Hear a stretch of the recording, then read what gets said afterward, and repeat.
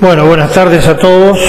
El agradecimiento al Rotary Club de Montevideo, a mi amigo Francisco Wins, y veo acá la presencia de muchísimos amigos de distintos ámbitos y actividades. El tema elegido tiene que ver primero con que el año pasado, los últimos 2 meses del año, estuve en Europa estudiando el problema de los desafectos de la gente, de las sociedades respecto a los sistemas políticos, y por otro lado tenemos la percepción que hay algunos elementos o indicios de que este fenómeno está llegando al Uruguay. El PowerPoint es exclusivamente una ayuda a memoria, no hay gráficos, no hay números. Lo que sí partimos de la base que no es solo estudiar lo que pasa en otro país, sino que para entender, partimos del supuesto que para entender la propia comarca, es necesario entender primero qué pasa en el mundo, para ver luego cómo llega y cómo nos afecta.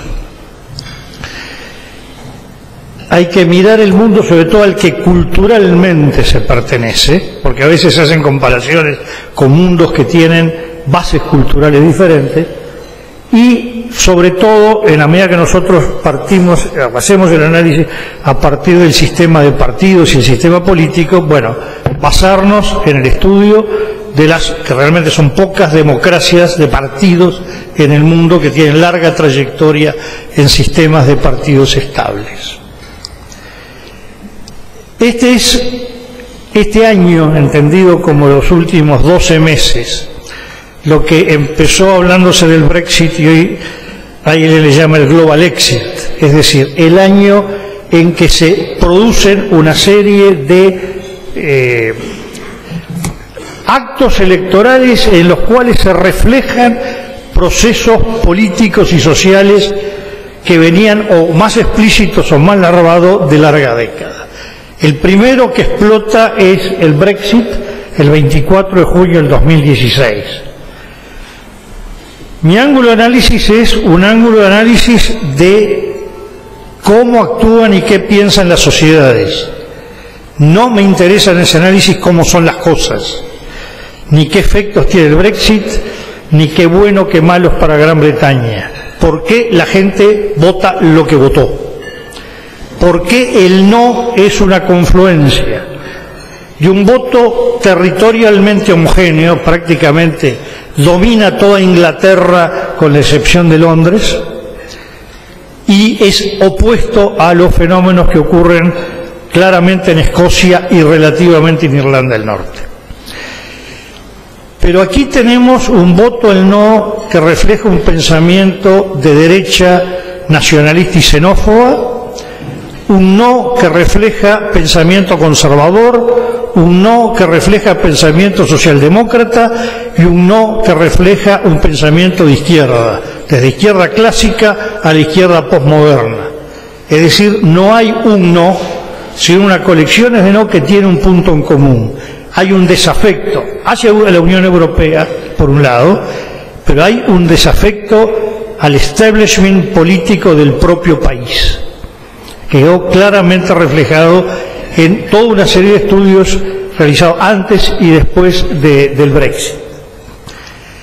Es el año de un proceso que veremos cómo culmina en mayo en Francia, pero que empieza con la salida de la carrera presidencial de los últimos 2 presidentes de Francia, de Hollande y de Sarkozy, que queda tercero en la carrera por la candidatura republicana,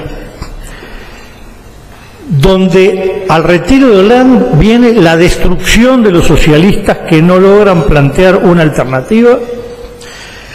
Luego, el fenómeno que asistimos en las últimas semanas, la erosión de los republicanos, de las republicanas, de la derecha republicana, centro-derecha, derecha moderada, que está tratando de navegar con candidatos averiados en su línea de flotación, y el crecimiento fuerte hay quien duda hasta dónde llega, cuáles son sus techos, pero lo que nadie tiene duda es que va al balotaje de Marine Le Pen, que se ha transformado más en una figura de fuerte peso en el Europarlamento en la contestación a lo que se llama el establishment de la Unión Europea.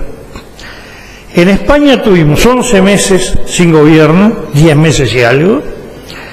Tuvimos la espectacular caída de los dos partidos tradicionales, del Partido Popular y del PSOE, un leve repunte del Partido Popular que le permitió retener el gobierno en medio de una fragmentación fenomenal del sistema político, pero el punto de vista que nos interesa, que es ver el panorama de la gente, el surgimiento de Podemos y el de Ciudadanos, es decir, como pasa en España, la protesta no puede canalizarse en un solo movimiento, sino tiene que haber uno a la derecha y otro a la izquierda, enfrentados entre sí, pero además lo que implica, además de Podemos a la izquierda, la Esquerra Republicana Catalana, que ha emergido con una fuerza extraordinaria, Euskal Herria Bildu, que se ha transformado en la segunda fuerza del País Vasco. Luego vemos Estados Unidos, donde debemos analizar dos fenómenos. Primero, el éxito electoral de Trump, lo que algunos llaman el trumpetazo, a lo cual hay que sumar lo que fue la extraordinaria votación conseguida primaria tras primaria por el contestatorio de la otra punta, del otro modelo, que fue Bernie Sanders. Es decir, el establishment de Washington aparece fuertemente golpeado, sea demócrata o sea republicano. En cada caso hay explicaciones puntuales en favor de cada candidato, en favor de cada partido o en contra de cada partido. Pero que estamos viendo que más allá de explicaciones puntuales, de país por país, se está dando un fenómeno que atraviesa los países en las viejas democracias de partidos. Luego tenemos el caso de Austria. El 2 de diciembre es un balotaje donde los partidos que gobernaron Austria desde la preindependencia, a comienzos de los años 50, quedaron excluidos del balotaje, el Partido Socialcristiano y el Partido Socialdemócrata. Y termina un balotaje entre un candidato de centro-izquierda que hoy es el presidente de la República, Alexander Van der Bellen, ecologista, y el candidato, que hay muchas formas de clasificarlo, digamos, nacionalista extremo, hay quien le llama post-nazi, que es Norbert Hofer. Recuerden que fue un balotaje medio empatado, anulado, con votos dudosos, que se realiza casi 3 meses después del primero. El mismo día tenemos el referéndum en Italia, el 2 de diciembre, con un arrollador triunfo el no, 60-40 en términos redondos, un no que reúne una victoria de Beppe Grillo y el movimiento Cinque Stelle, que es un movimiento de protesta más bien ubicado hacia el centro, no extremista, de clase media, más bien de jóvenes graduados universitarios. La Lega Nord, que ha devenido de ser una liga, un partido político más bien xenófobo, en un partido que ha adquirido tintes claramente racistas, más Berlusconi, y de otro lado la minoría del antiguo Partido Democrático, hoy esa minoría ha roto, que se puede ubicar como el centro izquierda y básicamente los continuadores del histórico Partido Comunista, y la sinistra italiana, que recoge tanto la vieja izquierda clásica como la izquierda posmoderna. Es decir, vemos todo un arco político en ese no del 2 de diciembre. Y ahora, la semana pasada en Holanda, donde es insólito, el titular de muchos diarios, se frenó al neopopulismo, volvió a retener el gobierno Rutte, cuando Mark Rutte pierde 8 bancas en 120 y sus aliados del Partido Laborista pierden, está mal el gráfico, pierden 39 de 120 bancas. Por lo tanto, el gobierno perdió 48 de 120 bancas. Festejar que tuvieron un poquito más bancas que el Partido de la Libertad de Geert Wilders es un poco exagerado, pero sobre todo que Geert Wilders sumó 5 bancas a las que tenía. Es decir, hay avance de la derecha protestataria y hay un fenomenal retroceso de los partidos del establishment que están haciendo un esfuerzo por lograr una coalición, probablemente entre 4 partidos, que les permita retener el gobierno de Holanda, cosa que se decidirá en el correr de esta semana o la que viene. Bien. Algunos porqué de los desafectos. Esto es producto de estudios muy preliminares de un conjunto de universidades, básicamente de Italia, Alemania, Francia y España, en los que nos ha tocado participar en los estudios. Hay un primer tema que golpea, que es de cierta forma la globalización, que trae como consecuencia el desplazamiento de las industrias de Europa o de Estados Unidos hacia periferia del mundo, donde hay diferencias claramente comparativas en los costos laborales, y esta desindustrialización está generando niveles de desocupación y de frustración. Segundo, bueno, las amenazas de la tecnología, es decir, la pérdida de puestos de trabajo que supone los avances tecnológicos, tema bastante conocido. Lo otro, hay una visión claramente asentada en todos los que constituyen esta constelación, llamémosle, de protesta, repito, donde hay gente de derecha, de centro, de izquierda, de distintas protestas, es considerar que el sistema financiero se ha adueñado de las políticas de Europa, de Estados Unidos, en contra de las viejas elementos productivos tradicionales. De alguna manera, la banca y las aseguradoras contra la industria, para simplificar lo que es una imagen además que aparece con mucha claridad en los estudios. Bueno, la afectación del empleo, de las jubilaciones, de los salarios que traen aparejadas todas las políticas de ajuste, la erosión, el no sostenimiento de los welfare state en Europa, o de lo que se podría llamar la sociedad de la prosperidad en los Estados Unidos. Y en el caso europeo aparece muy claro como el culpable la troika, lo que se llama a la conjunción del Fondo Monetario Internacional, Banco Central Europea y la Comisión Europea, o así como en Estados Unidos el voto a Trump y a Sanders era contra Washington, acá es contra Bruselas. Una Bruselas mixta, porque detrás de Bruselas está el fantasma de Alemania. En última instancia, la idea que está dominando Alemania, ¿no? Por ejemplo, programas que se ven donde la exaltación es anti-Merkel, Merkel, Merkel, Merkel, y se repite país por país. No está puesto por un error alarmado del PowerPoint el otro elemento que está conmocionando tanto Europa como Estados Unidos, que son las fenomenales oleadas migratorias, con todos los fenómenos que esto genera tanto en el empleo como en elementos culturales, como en la explosión de xenofobias, de racismos, de intolerancias, de choques y de cruces culturales. Bien. Esta frase, el no te preocupes chiquilín, la puse y escribí un artículo sobre él, porque hace muchos años, al comenzar los 60, siendo bastante joven uno,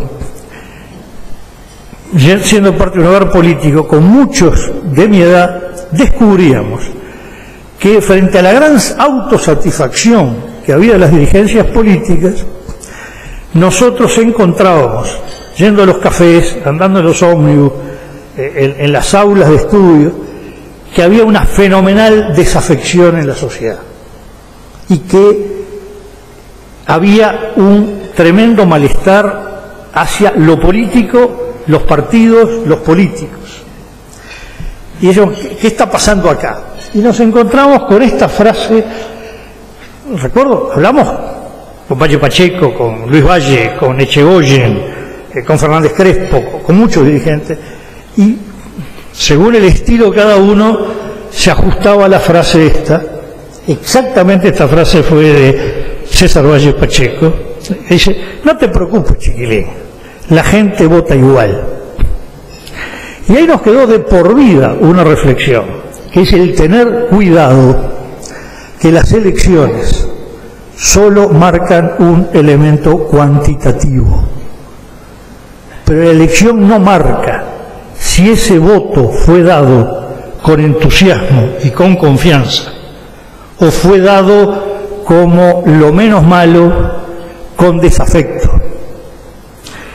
En los años 60 descubrimos que la gente votaba igual hasta el momento que una gente empezó a decir que los políticos ya no servían y acá se necesitaba mano militar, y otros decían que acá lo que se necesitaba era una lucha armada o movilizaciones populares, y empezó a haber en Uruguay el clamor por caminos alternativos.